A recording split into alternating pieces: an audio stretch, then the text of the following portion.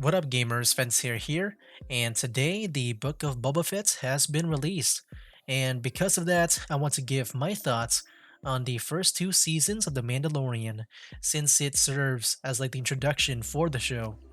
I will share my thoughts on the Book of Boba Fett when the first season finishes, so for now, I'll be doing The Mandalorian. Also, it's been a long while since I last watched it, so my memory might not be the best, but I feel like I remember enough. But yeah, I'll share my thoughts in a vague manner for those who don't want to get spoiled and want to watch it for themselves, but I will give the premise of the story. Like, I'll only briefly spoil the first three episodes because that is what sets things into motion. Then after that, I'll keep spoilers to a minimum. Also, I might be repeating myself from a video I made a few weeks ago called How I Became a Star Wars Fan because this show actually made me into a fan. So, with all of that said, let's get down into this review. So, the show starts off introducing the main character that we know as the Mandalorian. Like with Boba Fett, he dons the Mandalorian helmets and armor. He's a bounty hunter that does his job in a straightforward manner. Pretty much, he's a mercenary that will try to get the job done as long as he is paid. He only resorts to extreme measures when the situation calls for it, like the way he was introduced, they made him look very cold hearted, but not evil, like he keeps to himself. It isn't until he meets a child that looks like Yoda, like it seems to be from the same species, and the Mandalorian's first encounter with the child started to make him like a softie. But yeah, everyone else outside of the show, like us, the viewers, yeah, when we first saw the child, we just referred to it as Baby Yoda because, yeah, the child just looks like a baby version of Yoda, and that's how I'll be referring to the child as from here on out. So yeah, the premise of the story is that the Mandalorian and Baby Yoda, they're on the run because Baby Yoda is wanted, and the Mandalorian doesn't want any harm done to the child, like a father figure, a protective father figure. But yeah, afterwards, the episodes in the middle of the story, they're very filler-like because all it was is the Mandalorian and Baby Yoda going from planet to planet, and along the way, they meet new people and deal with different and new situations. But I think without season 2, I can definitely see them, like the episodes, the filler episodes, being just 100% filler because yeah, with season 2 there are returning characters from those filler episodes that make it into the next season. So yeah, you know, even though it does feel like filler, it is not. But even without season 2, like the filler like episodes are still very entertaining. I mentioned this in the other Star Wars video I talked about in the beginning, where I talked about how I became a fan, but watching The Mandalorian going from planet to planet and take on new missions and situations, it reminds me of like playing a video game. Like, I feel like I'm playing as the Mandalorian, going from place to place to do some side quests. That's how I feel when it comes to these filler episodes. I guess the best example I can think of to compare is a Star Wars game that I started playing a few months ago and recently finished, and that is Star Wars Knights of the Old Republic. In that game, the journey is, pretty much like the same. Like the journey of the story is you go from planet to planet and complete any side quest that will lead you to the main quest. Yeah, I'm not sure if the video game example or analogy makes sense to you guys, but to me, that's how I feel like I was able to enjoy these episodes to the fullest. And yeah, with these filler episodes, which, it feels like the most of the show, I would say that I enjoyed them all. All of them, with the exception of one. It's just yeah, there's this one episode with just this one character that I'm not particularly fond of, which was this Han Solo knockoff. Like to me, that character wasn't likable just because I felt like the character just, I don't know, it didn't really land with me. It didn't feel really impactful with like what he brought to the story as much as the others. Like everyone else, all the other characters I like, it's just this Han Solo ripoff that I'm not that fond of. But yeah, like back to the story. Like I said, it's just the Mandalorian and Baby Yoda on the run. But at some points in the story, like after all the filler like episodes are done, they were presented with an opportunity to end things, but they were instead met with a new and bigger force and danger that they have to deal with. And yet, in the end, the Mandalorian was given a new task that sets up the story for season 2. Now, as for my thoughts of the first season, I really love it. From the characters, story, cinematography, the sounds, like everything just felt right. Except for that one character that I didn't like. But yeah, as for my favorite episode, it has to be Chapter 6, The Prisoner. This was such a fun episode to watch because it has these funny tropes and characters to follow.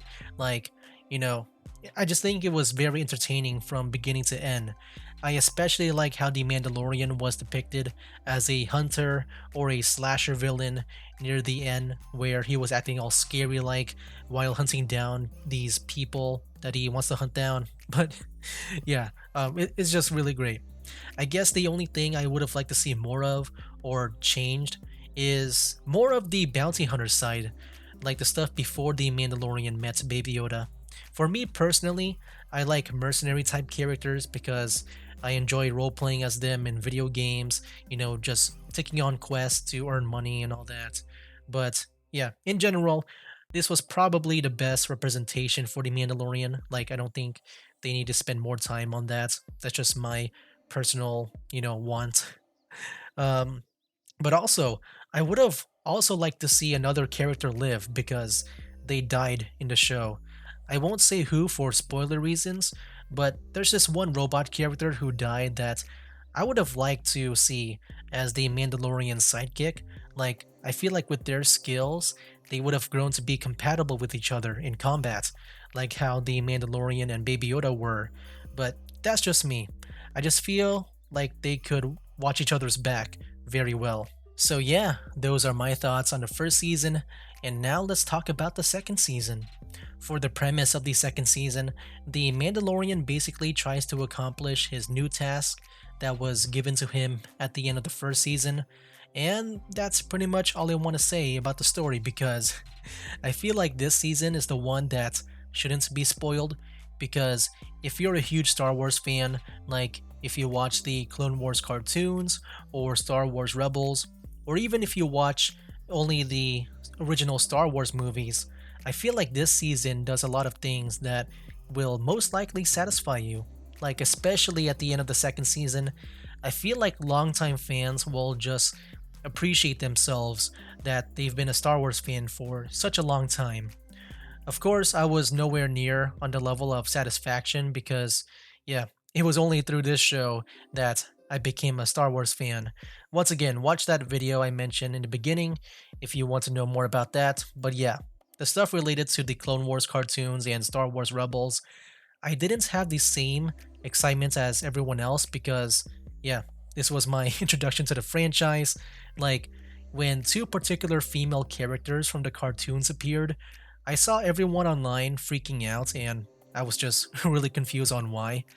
It is then that I started watching Clone Wars and Rebels that I understood the hype around it, even getting me hyped because to me, Clone Wars is the best cartoon or animation I've ever seen. Yeah, it just makes me wish I was a fan a long time ago, like when Clone Wars was still on Cartoon Network, I believe. But yeah, even though I didn't get the context of the excitement of those two female characters at the time, that didn't mean that I wasn't excited for the other stuff. Of course, I'm talking about the big surprise at the end of the last episode because, yeah, I knew Star Wars enough that I was familiar at least with the surprise, and I was just in disbelief that it actually happened. I actually don't know if that made any sense, but basically, there's this big surprise at the end that makes fully grown men who watched Star Wars as a child just burst into tears. Because I'm a newer fan, my reaction was just thinking about how far Star Wars has come and how much it means to other people for this to happen. Like, it is a legendary moment. But yeah, other than that, I thought this season was great. I would say better than the first. There were less filler episodes, and I mean it like there seems to be more progression made than the first. But once again, the filler like episodes, they weren't bad. My favorite episode actually was chapter 15, The Believer. It is similar to Chapter 6, which was my favorite episode of Season 1, and I thought this one tied things up like with a cute bow or something. There were themes of trust, tension, and vulnerability. Like, with how the story went, I was actually worried about the Mandalorian because for once he was in a very vulnerable state, at least not in a long while. There's this also a cool redemption arc, this redemption story along with it. And yeah, I don't know, it just felt nice. So yeah, that is my thoughts on season 2. I would say that it is one of the more legendary seasons in film history, but maybe I'm just being too dramatic. It's just how I feel. And yeah, those were my thoughts on season 1 and 2 of The Mandalorian. This was the first Star Wars media that actually got me into Star Wars. Like, this show is how I became a Star Wars fan. Before, I was a casual viewer of Star Wars. Like, I would only watch it because everyone else watches it. Like, it was just mainstream stuff. But now I understand, and this show made me see just how awesome Star Wars is. So yeah, this show is special to me in that sense. Once again, watch my video. I know I said it a couple times now, but yeah, that video explains everything. And yeah, I guess the last thing I'll touch upon is my predictions for season 3, and it's going to be based on how the second season ended. So, what I think is going to happen is that they're going to maybe go to Mandalore or some place that is ruled by the Mandalorians. Yeah, if you didn't know, Mandalorians are a type of people, like how people are American, Asian, Indian, Russian, and so on. But yeah, I think the story will take a huge turn where the Mandalorians will have to defend their home or attack their enemies. I think there will be also be conflicts in leadership because the way the Mandalorians are being ruled are put into a weird way, like based on the ending of the second season. And I think there's going to be a big war with the Mandalorians. I'm gonna guess that, yeah, they're just gonna be just Mandalorians, like a lot of them, just flying around and shooting. If I were to give an example of how I kind of see it, it would be the fourth to last episode and the third to last episode of the Clone Wars cartoons, which are Old Friends Not Forgotten and Phantom Apprentice. Like, yeah, I envision the whole third season, maybe not the whole, but maybe the climax of it to be like that, with maybe some returning characters along the way. So yeah, those were my thoughts on the first two seasons of The Mandalorian and my prediction for the third season. I'm looking forward to the Book of Boba Fett, and I will share my thoughts on it when the first season ends. Like I said, assuming that there is more along the way. I'll also review other Star Wars media as well. Like, I do want to give my thoughts on the animation side of things. Like I mentioned, Clone Wars and Rebels, and maybe even Star Wars Resistance, which is a show I know a lot of people are not a fan of. And I'm kind of on the same boat, but I thought I liked it enough to maybe give my thoughts on it. And yeah, speaking of thoughts, what do you guys think of The Mandalorian? Leave your thoughts down in the comments below. And yeah, that's it for now, guys. That's game.